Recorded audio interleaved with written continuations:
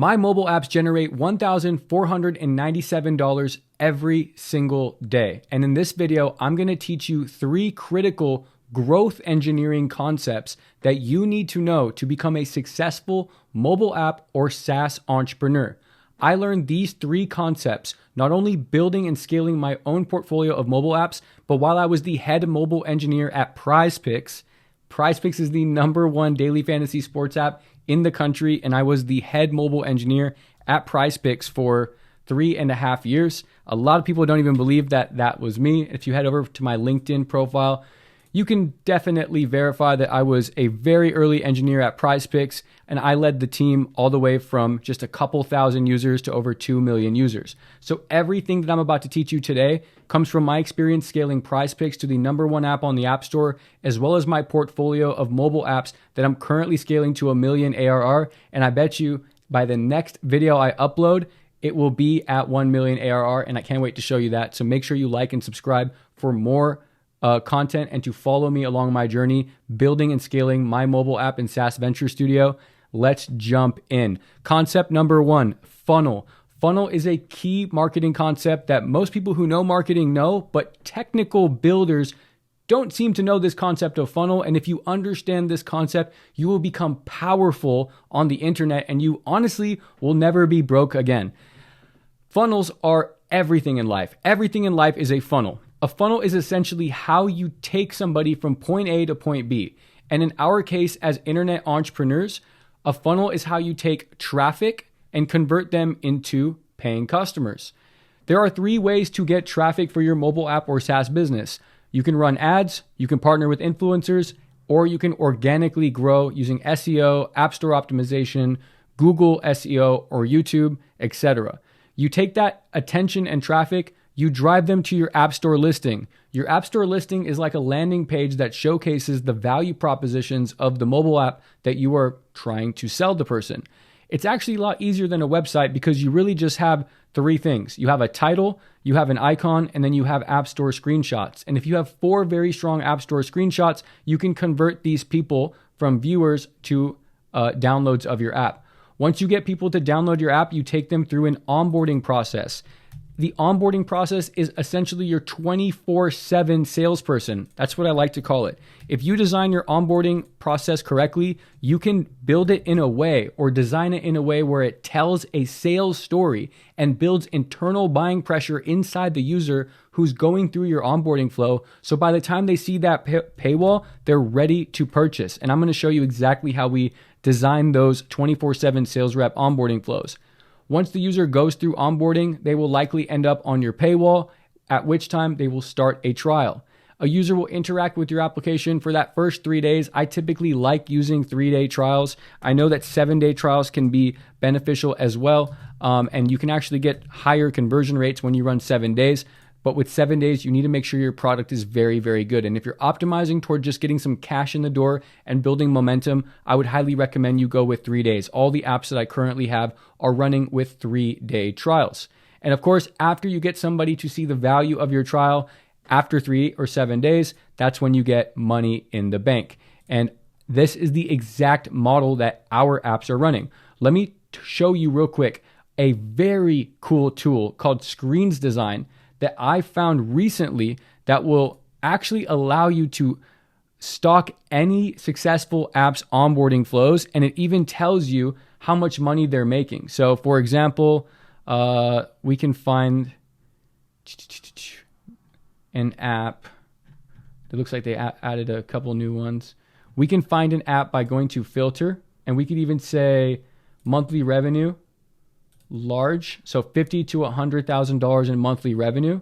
It will show you all the screens of apps that are currently doing $85,000 a month in revenue, $100,000 every month. I'm not saying $100,000 a year, I'm saying $100,000 a month. And that's very common for mobile apps. Apps are very scalable businesses, and most successful apps do these types of figures once you crack the game of paid ads or influencers. Initially, in your early days, you will only be making a few $100, $1,000, $2,000. Maybe if you get extremely lucky and you find a good marketing partner, you can get up to $10,000. But when you actually crack your funnel, which is what we're about to crack right now, and you have a funnel that's consistently converting at good numbers, at good KPIs, we'll talk about that in the next section of this, that's when you can scale it to the moon, get a credit card, pump some paid ads. As long as you're returning over 1.25x ROAS, or return on ad spend, you can just keep pumping traffic through your app and just start making money. It is not easy. It takes time. It takes iteration. It takes discipline, and it takes no ego. If you're the type of person who wants to build everything all at once, and you have this huge vision and you think that's going to get achieved in 12 weeks or 16 weeks, and you're just going to get rich, you're wrong, my friend. We need to start small. So check this out. Once you identify an app that's doing good revenue numbers, for example, let's look at this AI Pets, right? These AI Pets are doing $75K a month in revenue. And if we go through their screens, we can watch every single step of the onboarding process. So it looks like they have, actually, I don't really like this onboarding. Let's go find a different one. Let's find, is this the app that I think? No, this is a different app. Let's go find an app that has a really strong onboarding process. Okay, these types of apps have really good onboardings, like ADHD and routine tracking apps. So look at this. Somebody downloads this app. They see this homepage right here. And this is where that buying pressure begins. The secret to your future is hidden in your daily routine. So they're selling the prospect or the person who's downloaded this app on an outcome. Success is the sum of small efforts repeated day in and day out. Just science, not magic, built with CBT techniques. So this is building a story of the outcome, and then the mechanism. The unique mechanism is the CBT technique. This is the basis of marketing. People want to go somewhere and they want a unique way of getting there. Okay. So as you go through this onboarding flow, it's taking you step by step and creating a path for you. Then it starts asking questions so that it can personalize your experience. How much sleep do you get at night? Over 57% of users don't get enough quality sleep. So it's actually selling you on the fact that you're not getting quality sleep, and it's building a storyline. It's building internal pressure. By this point in time in the onboarding flow, you feel like you don't have enough sleep, and you feel that, how does this app know that I don't have enough sleep? Now it's going to ask you questions that continue to beat on that weakness of yours. Do you have a hard time getting out of bed? How energized do you feel throughout the day? What's your activity level? How would you describe your stress level? It's asking you questions that make you admit to yourself that you have a problem. And since these questions are so relevant to you, you start to trust the app more in being able to solve your problem. That is sales 101. You get the person to talk to themselves, okay? Then the user goes through the onboarding flow. It looks like there's a lot of questions here. It asks you, do you relate? Do you relate? Do you relate?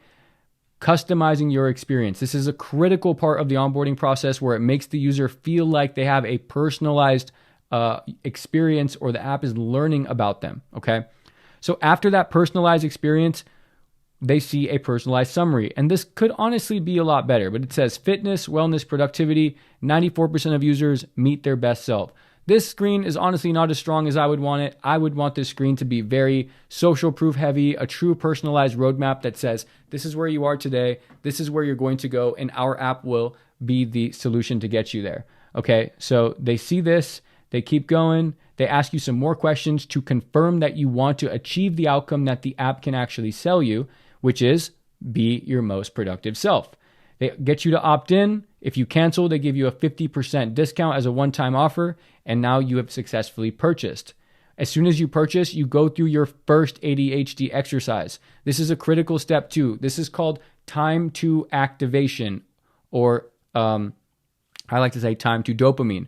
How quickly can you get the user to activate and achieve some level of happiness, satisfaction, and completion after they put their money where their mouth is? You want to mitigate all chances of buyer's remorse here and get people to keep moving along the journey and admitting to themselves that, yeah, this app could solve my problem. That is a crash course on how to create high converting onboarding. If you get that part right, you have a money printing machine. The next step is that trial start that we already mentioned, and your job is really just to provide a delightful experience within those first 3 days. There's also stuff that you can do here, like re-engagement, such as send push notifications. You can send emails, and you can create community and engage people to keep interacting with you outside of the app as well. So this is the full funnel playbook, all right? Then from here comes math. But before we go to math, I want to quickly address some questions that I got on my Twitter. If you have, or X actually, if you have any questions that you want me to answer in any of these videos, you can use the link in the description to follow me on X and ask any question that you want. And what I'll do is anytime I make these types of whiteboard session videos, I'll drop pictures of your tweet and I'll answer your questions here. So before we move into the next step, which is math, I want to answer these questions here.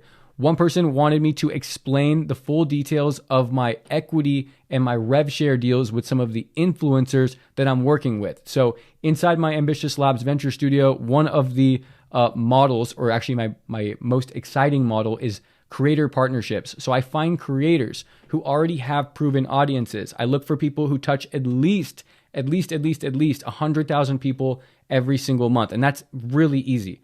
These creators I'm working with actually touch millions of people a month. But if I'm you and I'm looking for creators to partner with, I think 100,000 people a month is bare minimum.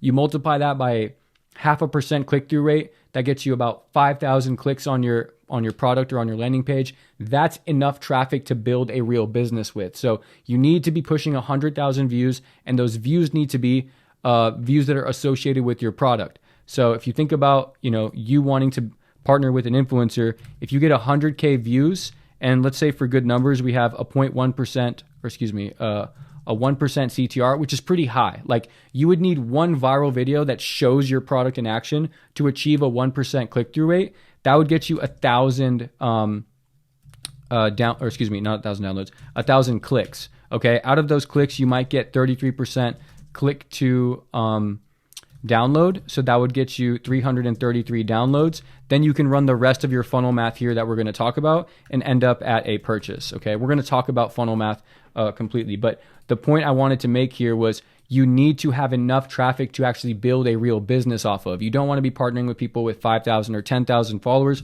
unless they're B2B and you can justify higher price points. So my business model is not 50-50 partnership equity. I actually value a lot of the marketing. So I go a little bit lower on my side of the equity, but I look for the creator to fund the development costs. So influencer funds at least a $25,000 minimum build out cost. This puts skin in the game for the influencer, and they're committed to promoting so that they get their money back. If you give somebody an app for free, they have no incentive to actually promote it. So my model, or what I would recommend you guys do, is you make the influencer pay. We charge a lot more than 25K, and then 25% rev share, so that they have skin in the game, you are paid, and then you can win off the top as well. You don't want to build a business where you just are building an app once and you have no skin in the game and the app's not successful. That's going to burn you out of software entrepreneurship. You need to play this the right way. Find a marketer, build a product, put them together. And I wouldn't work with broke influencers. If somebody has got a following and they don't know how to make money with their following, they're not going to make money with an app. I have been contacted by many influencers who are broke, have no money, and they want us to build an app. But if they can't monetize their audience on their own, they're definitely not going to do it with me. So that's the model for the creator partnership. It works really, really well. It's better than you trying to learn how to market and build at the same time. So I highly recommend, if you have already built an app or you're thinking about building an app, find creators first. Look for the market that already exists. Look at the audience that already exists that they are marketing to, and just build an app and position yourself right under it. All right, cool. So if any more questions, feel free to reply to me on X, and I'll be happy to answer that. Now let's move to the second concept called unit economics. All right, unit economics are a concept that's widely taught in business school. It is a fancy word for, honestly, simple math. Let me give you an example of unit economics that anybody can understand. You buy an apple for $1. You sell it for $2. Your unit economics are the cost of your apple was $1 and the profit was $1. Unit economics are simple numbers that represent specific touch points or conversions in a sales process or in a value chain. So let me show you exactly what that means. The KPIs, okay, KPI stands for Key Performance Indicator. It's another word for a number that represents how well a certain piece of a system is working. A KPI is a number that represents how one thing in a system is working. And when we build marketing funnels, when we build sales systems, When we build funnels, we have key conversion points in that funnel. You need to understand this. I'm turning you as a builder into a marketer now, okay? I need everybody on my channel who knows about building, who can build in Flutterflow or wants to build an app. I need you to start thinking like marketers. That's how you're going to get rich. You will not get rich building features your whole life. That's called a developer. You're just going to have a job. If you want to get rich and you want to make a business, you need to understand the concept of funnels and marketing, okay? I'm teaching people this early because I've seen so many times entrepreneurs inside of my Dreams into Apps program, they spend 12 weeks building their features with us. They do an amazing job. Our coaches help them one-on-one. But then when it's time to market, they're so wired up as builders to be selling the features of their app that they don't actually sell the outcomes, okay? So my job now on this channel is to teach you all the intersection of building, marketing, and scaling businesses. And it's going to come with uncomfortable territory where you will have to become a marketer. You're going to have to become more cunning, sly, and understand how to talk to people, okay?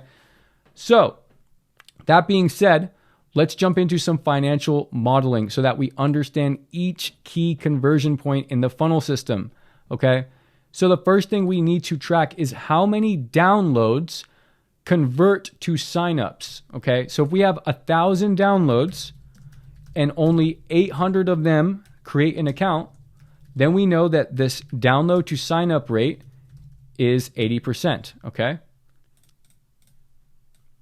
Then out of signups, so we have 800 signups, how many of them make it to the paywall? So let's say out of 800, 400 make it to the paywall. Say we have a really bad onboarding flow, or we have a really bad user experience for our sign up, and only 50% are making it to the paywall. That's actually not good. You want this to be closer to 75%, okay?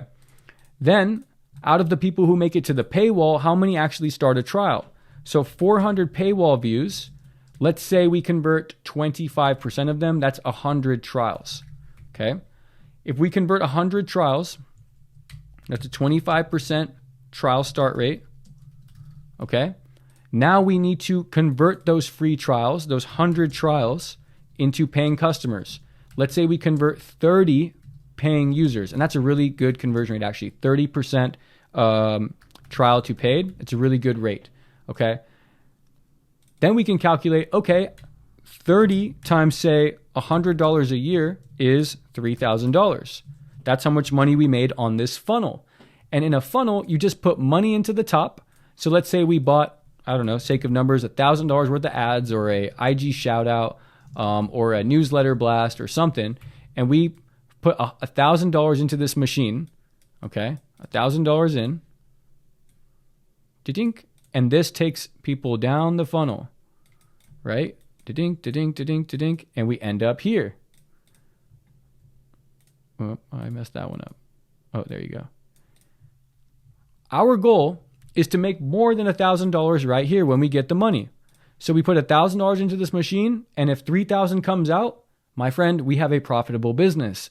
Our goal then is to spend as much money top of the funnel and just keep juicing out money until we need to fix it. And there's going to be a lot of other variables that come up in that process, like hiring influencers, running ads, testing different creatives.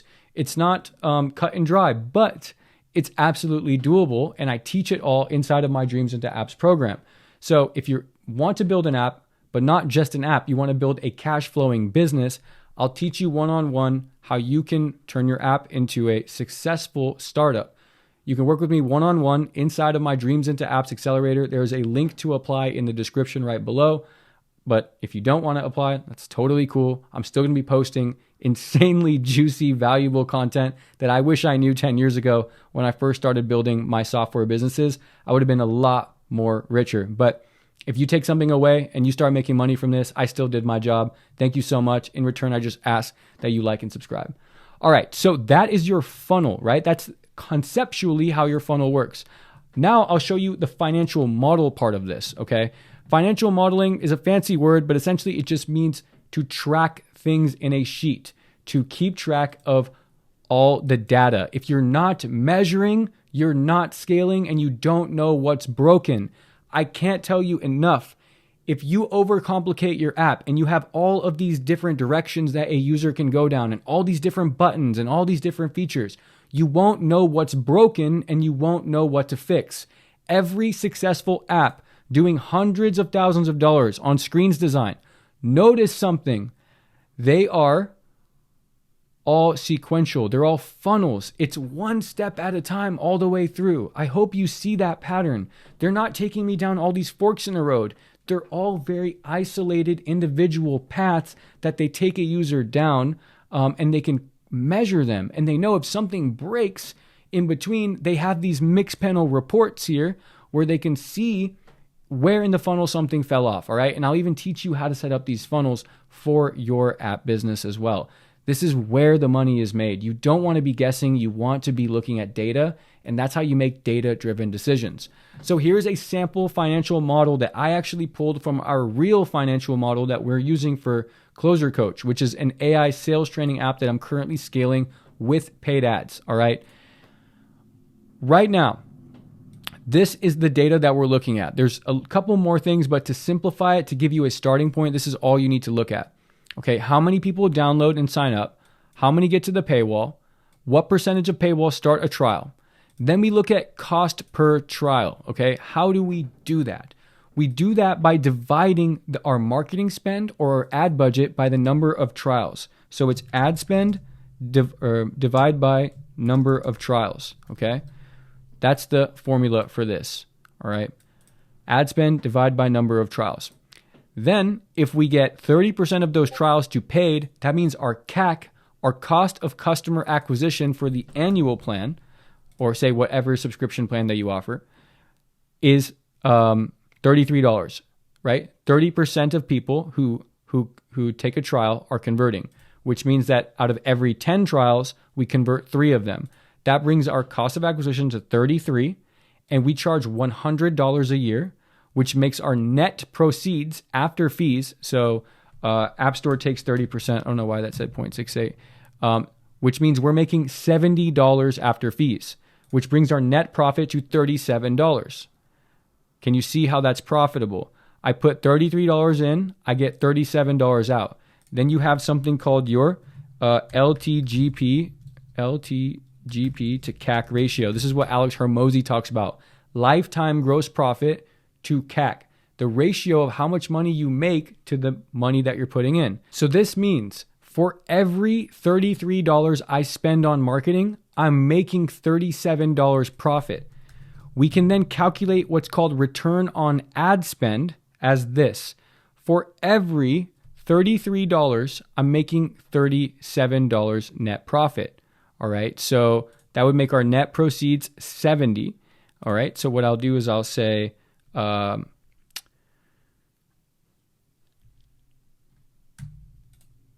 ad spend divided by net proceeds. Oops, sorry. I'm actually wrong. Net proceeds divided by ad spend.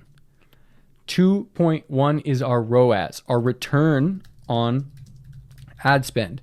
Anything over 1 means you're profitable. This is a fantastic number in the world of mobile apps and in SaaS, and you're likely not going to hit this right away. But with some iteration and with some testing budget, you can get through what's called the learning process of mobile app ads and achieve this sort of return on ad spend. Ideally, you just want to be over 1. If you're over 1, it means you put $1 in and you get more than $1 out. But for here, we want to be at least 2 to 1 because this takes net proceeds after fee, this is net proceeds after fee. So this is actually gross ROAS. So it's on our gross profit. So it's actually a really good number.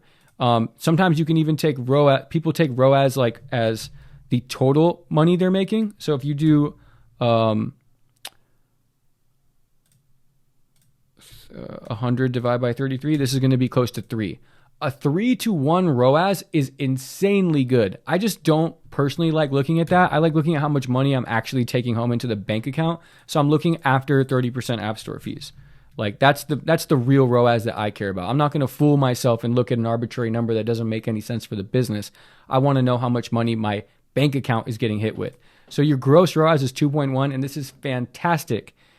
All of these numbers are super achievable. If you have a good structured ad creative, which is super easy to do nowadays because ad creatives can just be copied, can be referenced, can be stolen. You can hire an influencer on a site like Billo.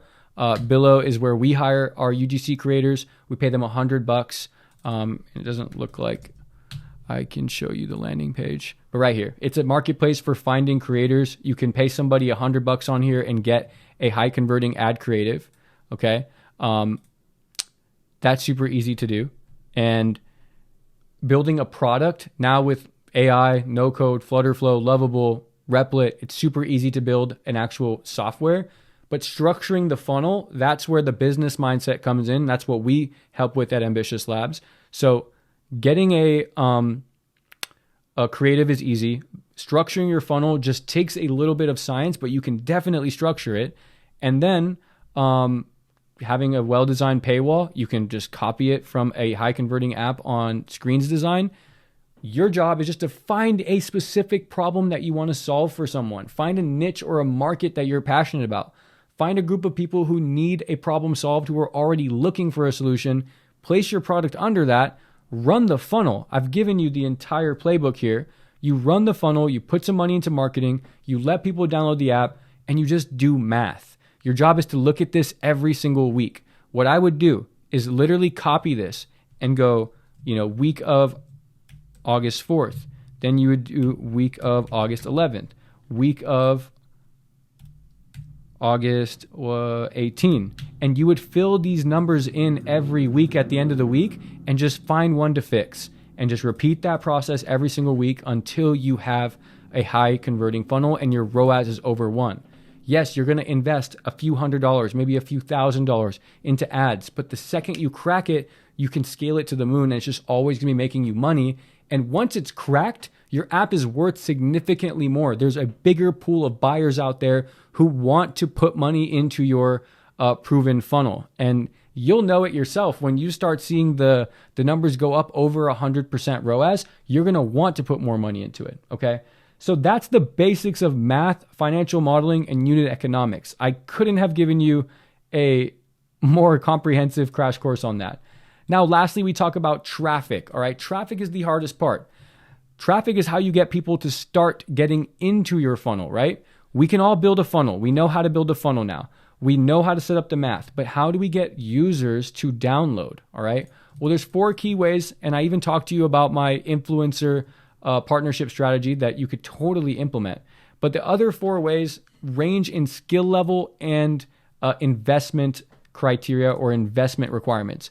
ASO is super easy. It's just App Store search and optimizing your keywords to get people to download your app.